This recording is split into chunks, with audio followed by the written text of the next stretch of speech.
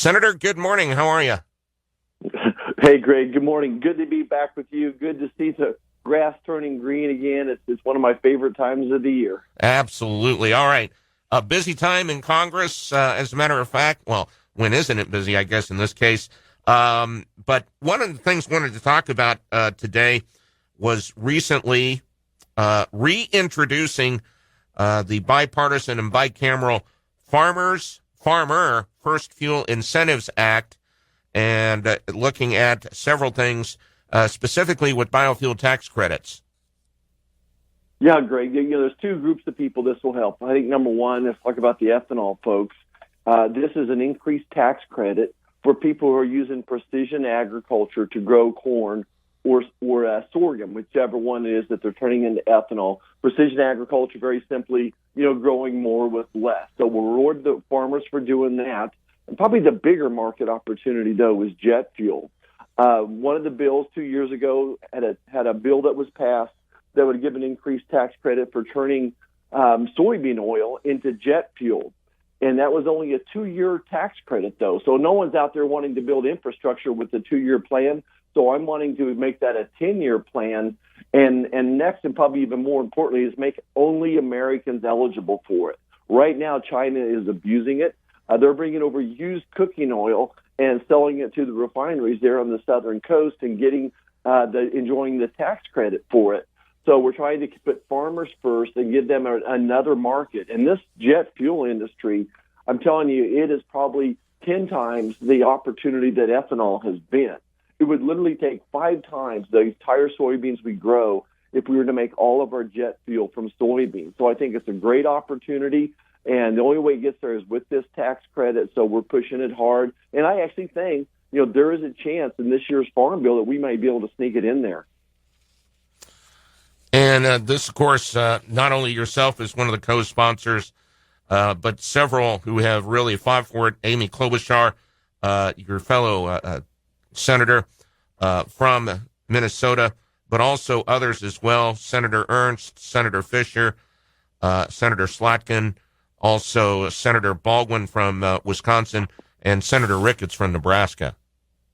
Yeah, and those are all biofuel states, and several of those are Democrats. And Amy Klobuchar, one of my very good friends, we do the bipartisan prayer breakfast together every Wednesday. She's one of the regulars there, but she's the ag ranking member this year. So I think it's very important. A big change there going from Deb Stabenow to Amy Klobuchar. Amy's always been more supportive of biofuels, and I'm really excited to continue our work and help to put farmers first. I guess, in your opinion, what do you see that could get it over the top this year versus last year when you were one that initially introduced the legislation during last year's session of Congress? Yeah, well, Greg, you know the story in D.C., how they make the sausage. Very few things ever get accomplished the first year. The first year you introduce the bill. The second year you try to get some co-sponsors. And then, call it luck. But luck is when preparation meets opportunity. And I think the willingness to get the bipartisan support and then support over in the House, I appreciate Tracy Mann and his efforts over there on the House side, leading it and getting Democrat co-sponsors as well. In the Senate, it takes 60 senators to do anything. So the fact that we've got good, strong bipartisan support, I think there's a very good chance. Again, the opportunity to me is the Farm Bill or even possibly the reconciliation bill that we're working on. So I think I've got 2 opportunities, 2 big trains to put this on. Again, I think it's a win for farmers. The other opportunity, I wouldn't be surprised if we talk about tariffs in a second, but I've been telling the president, look, the farmers are going to be the tip of the spear on these tariffs. So give us year-round E15 and give us this 45Z tax credit, and that'll help your farmers out. Quickly, you mentioned reconciliation.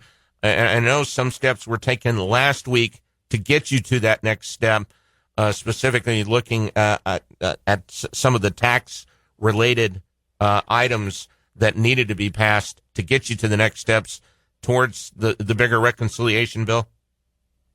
Yeah, exactly. So you can do a reconciliation bill only when you control the Senate, the House, and the White House. This doesn't happen very often. Democrats did the Obamacare through this. The Democrats did There $8 trillion of increased spending during COVID with reconciliation without a single Republican vote.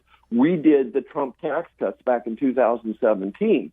So we now control those three levers. We want to make all the Trump tax cuts permanent, whether it's writing off your interest, capital depreciation. 199A is something people talk to me a lot about. So make all those Trump tax cuts permanent. If we don't do it, there's going to be I forget, like $4 to $5 trillion tax raise on people over the next 10 years.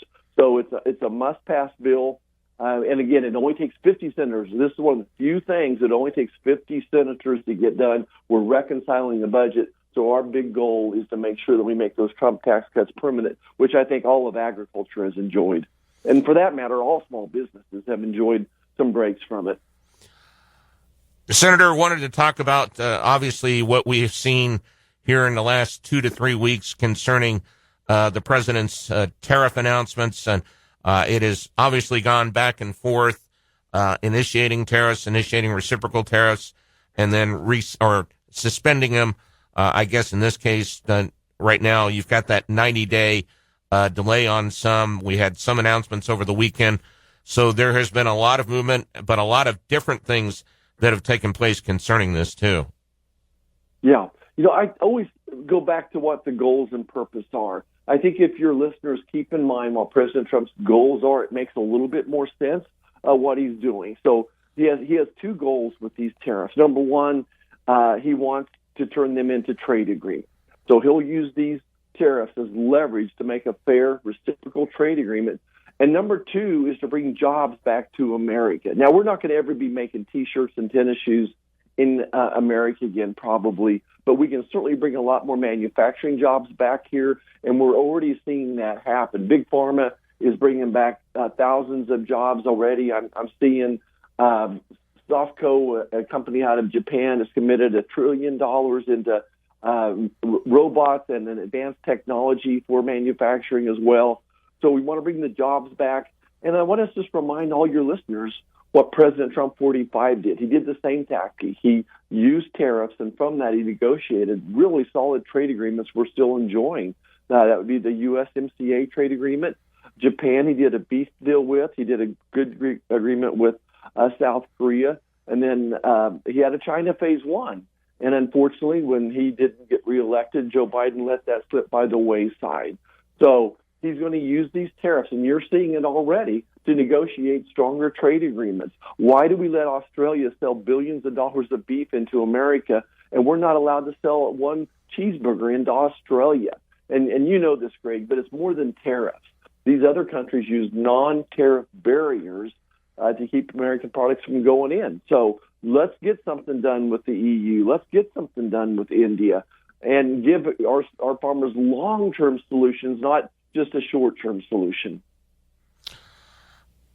I think most producers are very patient as far as letting this work, or at least given the opportunity to work. And it looks like some of those countries or some of those negotiations have begun already, or at least talking and communicating those as well. But I guess my question is, and this may be individually as well, how much patience will producers and farmers and ranchers have as far as being able to do this and not seeing any fruits? Because we don't know as of yet. The hope is to get the fruits of the labor, or I guess the fruits of trade in this case. But, there's always a certain amount of time before your patience runs out, too. Yeah, Greg, and I totally understand. And I should have talked about a little bit more about empathy for the Kansas farmer. I certainly understand we have enough dealing with Mother Nature, and then you get the uncertainty of futures, of commodity futures, and it is quite a double whammy. So I certainly understand. I also understand we're coming off of a record decrease in net farm income under Joe Biden's last year. So farmers are stressed out, financially stressed out, but we can't keep doing what we've been doing and expect a different result.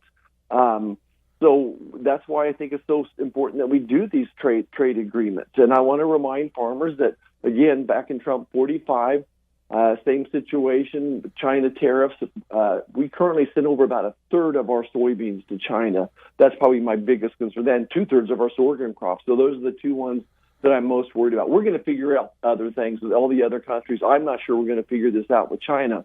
But remember, in Trump 45, he gave agriculture $28 billion of the tariff money. He just sent out $10 billion 2 weeks ago of emergency aid to farmers. President Trump realizes that 90% of rural America voted for him, that he is the president for hardworking Americans. He's the president for Main Street, not Wall Street. So I believe with all my heart that President Trump's going to do everything possible to help the American farmers and ranchers out. We're enjoying this incredible beef market right now. A big part of that is because of his trade agreement with Japan and South Korea, opening those markets back up. So, how long? I can't tell you the answer to that, Greg. I expect everybody but China to get buttoned up here pretty consistently in the next 90 days, at least to get the markets in those areas some certainty. I don't know what China's going to do. Again, we could come back and do another show just on China, how they steal, cheat, and lie. They make fentanyl that kills our children and grandchildren. So we've got a long ways to go with China. Yeah, indeed. All right. Well, Senator, as always, I know it's a busy time, but we'll let you go. But I appreciate you taking the time to join us this morning. Yeah, Greg, it's great to be back in the state. We're going to touch all four corners here between last week and this week, and it's a great time of the year to see the wheat start to come out a little bit. Interesting, probably north central and northwest Kansas looks like a little bit behind in rain yet. So hopefully I'll bring some rain showers this weekend. Yep, let's hope so. All right, Senator, thanks for joining us.